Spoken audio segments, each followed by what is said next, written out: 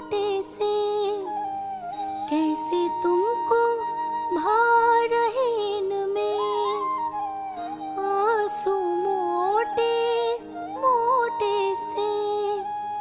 कर दो क्षमा त्रुटि को मेरी, भूल भी जाओ ना, मान भी जाओ ना मैया, आप मान भी जाओ ना। अपने प्यारे कान्हा को अब हृदय से लगाओ ना। सुनो मैया तुम्हारा कन्हैया सच में भोला भाला है। जानती हो सब तुमने अपने आंचल में मुझे पाला है। ममता दी है, प्रेम दिया है, अच्छे अच्छे से संस्कार दिए। बदले में मैंने तुमको बस केवल कष्ट ही कष्ट दिए। पलकों में बैठाया तो मुंह फेर के जाओ ना, मान भी जाओ ना मैया, आप मान भी जाओ ना। अपने प्यारे कान्हा को अब हृदय से लगाओ ना। अपने प्यारे कान्हा को अब हृदय से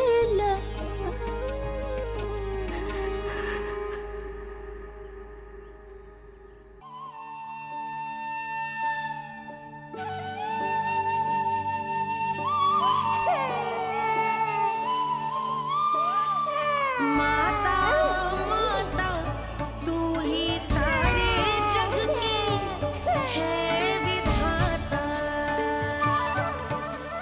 प्रेम है तेरा ऐसा निराला, विवश हो कर आए जग पाला।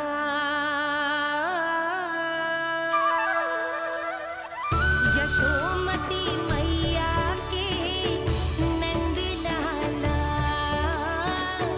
यशोमती मैया के नंद लाला, यशोमती मैया के नंद लाला,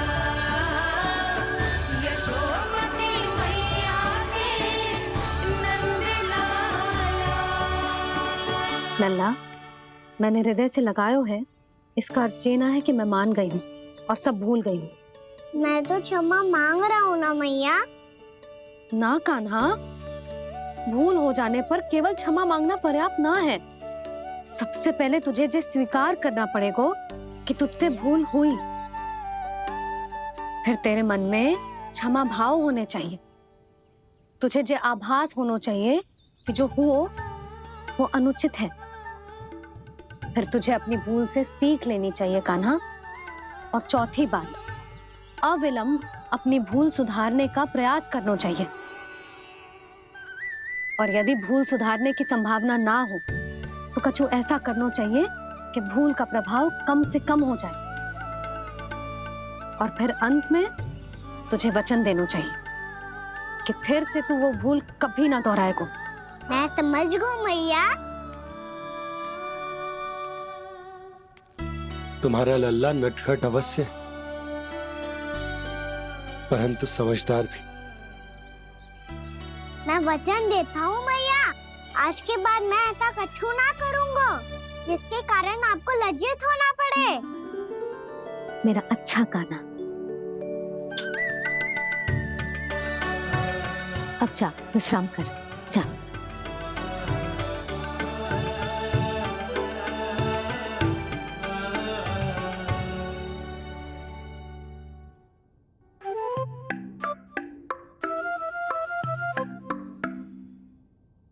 अभी अभी छोटी माँ मानी है, अब तुम फिर से कोई योजना मत बना लेना। उसकी चिंता मत ही करो दाऊ, आप तो शीघ्रता से वो समझाओ जो मैया अभी कह रही थी भूल के बारे में। क्या नहीं करना है? तो क्या तुम्हें छोटी माँ की बात समझ में नहीं आई? तो तुमने बाहर क्यों कहा कि तुम समझ गए हो? क्योंकि दाऊ मैया को यदि पता चल गया था कि साधारण सी बात मुझे समझ में ना आ रही है तो उन्हें और क्रोध आया तो आपको तो समझ में आई थी ना। आप तो समझा दो, आप मेरे दाऊ हो ना। हाँ हाँ समझाता हूँ। छोटी माँ ने कहा था भूल हो जाए तो कभी भूल से भी भूल को भूलना नहीं। हाँ उनकी बातों का सार तो यही था। अरे दाऊ, सार के चक्कर में आप सीधी सीधी बात को और कठिन बना रहे हो। फिर से मैया से ना पूछ सकते हो, पर बाबा से पूछ सकते है।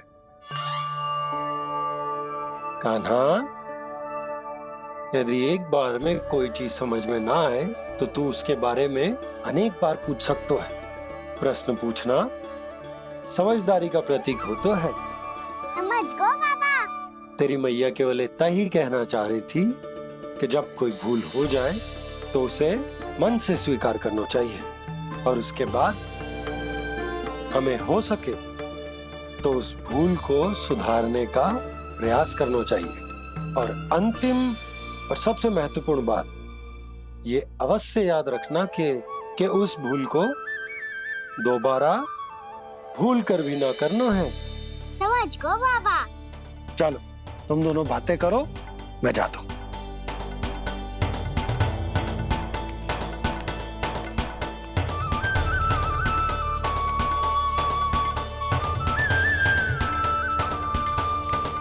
अब सच्ची में समझ गए कान्हा? क्या मैं समझाऊं? नाना दाऊ, आप तो रहने ही दो। तो बताओ, अब तुमने जो हानि की है उसे सुधारने के लिए अब क्या करोगे तुम? एक उपाय है, पर मुझे उसके लिए सहायता की आवश्यकता पड़ेगी। किसकी सहायता? उन्हीं की जिनके पास उपहारों का भंडार है। उपहार भंडार का ना?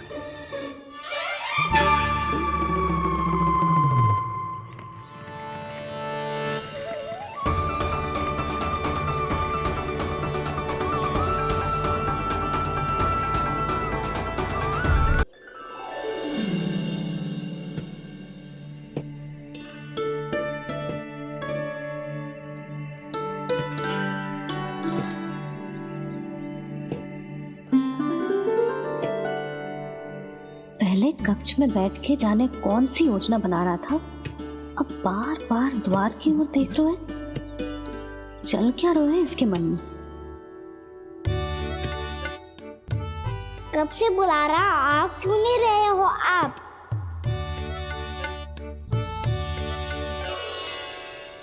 आप बुलाएं और कुबेर ना आए, ऐसा कैसे हो सकता है प्रभु?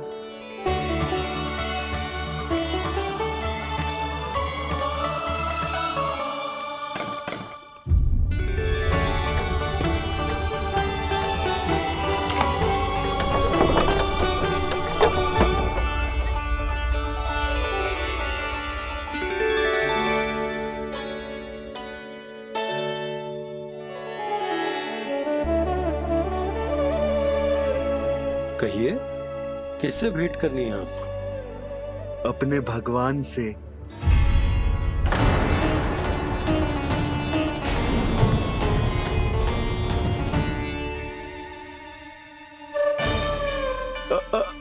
आपसे ही भेंट करनी है नंदराज जी। प्रणाम। प्रणाम। ग्राहक ही तो विक्रेता का भगवान होता है ना। वो क्या है, मैं घर घर जाकर रत्न और आभूषण बेचने का कार्य करता हूँ। तो आप स्वर्णकार हैं? हाँ। क्षमा करना, हमें अभी कछु न चाहिए, आप जा सकते हैं। बाबा देख तो लो, क्या पता कछु विशेष हो इनके पास। वैसे मैया ने अभी अभी वो माला नई काकी को दी है। अवश्य ही बाबा और लल्ला दोनों ने मिलकर कोई योजना बनाई है स्वर्णकार जी, आपके पास मेरी प्यारी सी मैया के लिए कोई विशेष हार होगा? कछु विशेष हो तो ही दिखाना। हमारी राजरानी का मन जीतना इतना आसान ना है। ना, इसकी कोई आवश्यकता ना है। क्या आपको सच्ची में ऐसा लगता है कि मैं एक माला के कारण क्रोधित हूँ? हाँ, ये तो बालक है, पर आपने ऐसा कैसे सोच लियो? क्या मैं केवल वस्तुओं से प्रेम करती हूँ और उस पर से स्वर्णकार को बुला करके स्वांग भी कर रहे हो? रानी जी, सत्य तो ये है कि आप बीच में मती बोलिए श्रीमान। यशोदा, मैंने ना बुलाया स्वर्णकार जी को। मैं जानता हूँ तुम्हारे क्रोध का कारण क्या है। आपकी मैया से तो मुझे भी भय लग रहा है प्रभु। ना जाने कब ये साक्षात माँ दुर्गा बन जाए। आप पे तो तनिक भी भरोसा ना है मुझे, बल्कि पूरा विश्वास है कि आपने ही बुलाया ही नहीं। जब भी ऐसी कोई बात होती है ना, आप कान्हा के साथ मिलके जे ऐसी योजना बनाते हो।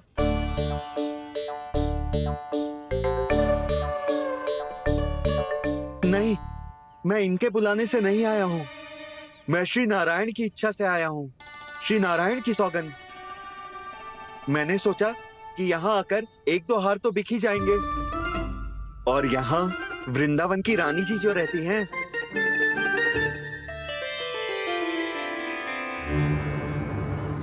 अति मत करो कुबेर जी।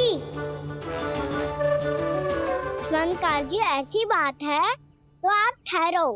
मैया ने मुझे सिखाया है कि किसी को अपने द्वार से निराश ना भेजना चाहिए। अरे पर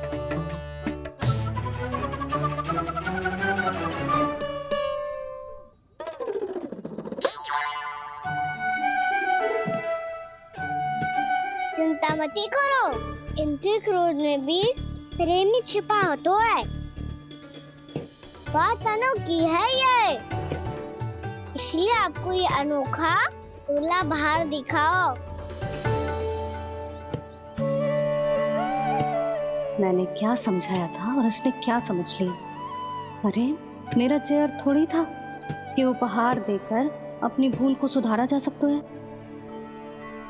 ये देखिए नंदराज। ना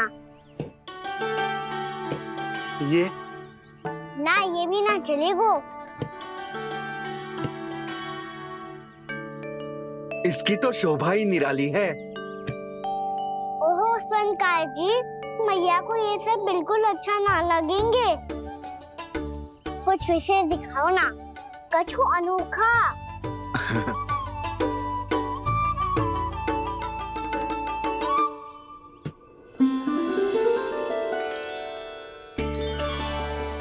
कितना सुंदर हार है, पर जो स्वर्णकार कान्हा को उसे दिखा क्यों ना रोए? वो तो मेरे सभी वस्त्रों के साथ जचेगा और खिलेगा मुझ पे। स्वर्णकार जी, आप ये वाला दे दो मैया के लिए।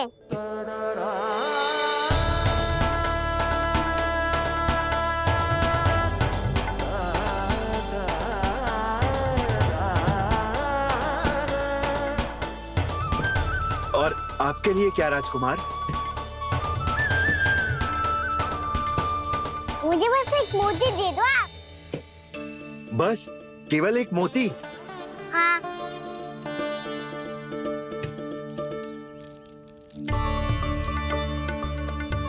ये रानी जी के लिए माला और ये राजकुमार जी के लिए मोती।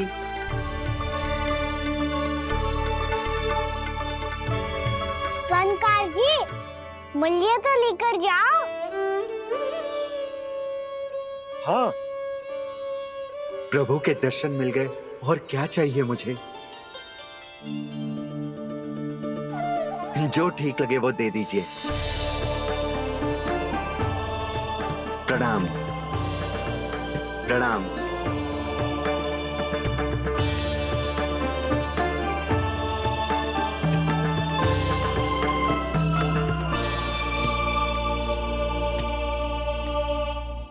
लो मैया, बताओ कैसा है?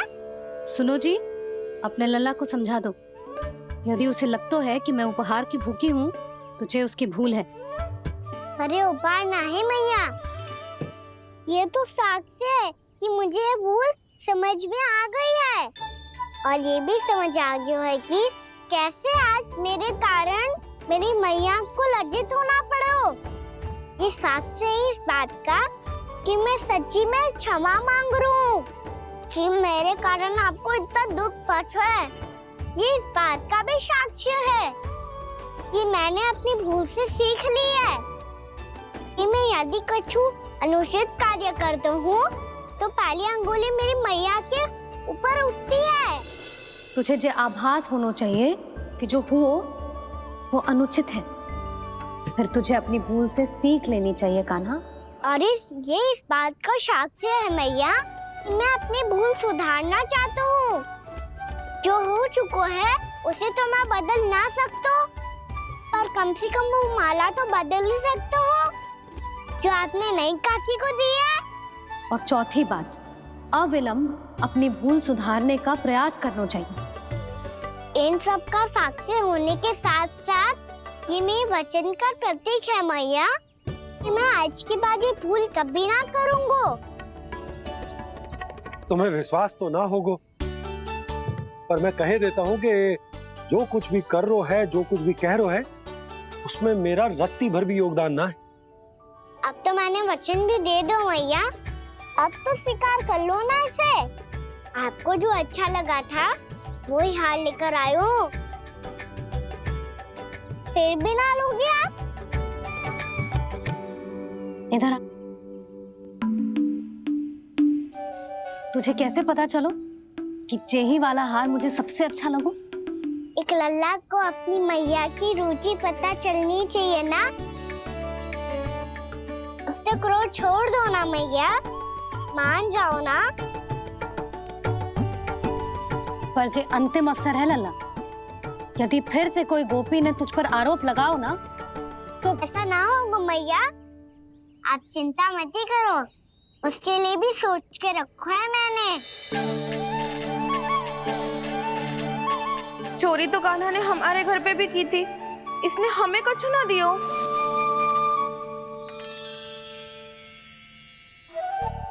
जे एक मोती तो किस किस को देगो? मैया वन में आपने ही कही थी ना, एक बीज से पूरा वृक्ष उगा तो है। तो तू इस मोती को बोएगो? हाँ, जो उस मोती को बोएगो उसमें से वृक्ष उगाएगो, और जब उसमें मोतियां आएंगी तो जिस सारी गोपियों को देगो ना लल्ला। आपने तो मेरा मन पढ़ लियो मैया। अरे पर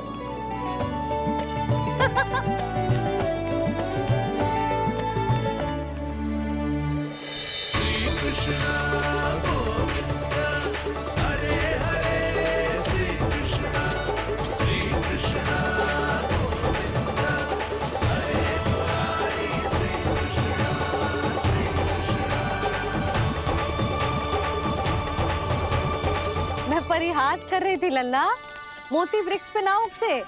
क्यों ना उगते मैया? जब छोटी सी गुठली से बड़ा आम का वृक्ष उग सकते है, ढेर सारे जामुन उग सकते हैं, तो मोती क्यों ना उग सकते? लल्ला, बीज से केवल फल और फूल उगते हैं, मोती ना। पर मैया आपने तो कही थी श्री नारायण का नाम लेने से सब कुछ संभव हो जाता है, तो फिर ये क्यों ना होगा? नारायण के नाम में तो बहुत सारी शक्ति है ना? हाँ, पर सुधा, जीवन की सीख करने से ही मिलती है। जब करेगो तभी सीखेगो। हम केवल इसकी सीखने में सहायता कर सकते हैं, है ना?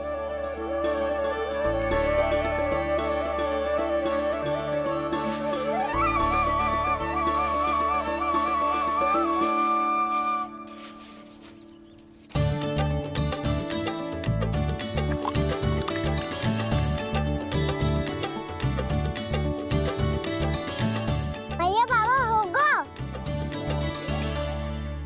कल सुबह हमारे आंगन में मोतियों का वृक्ष मिलेगा, देखना आप दोनों। चल आजा।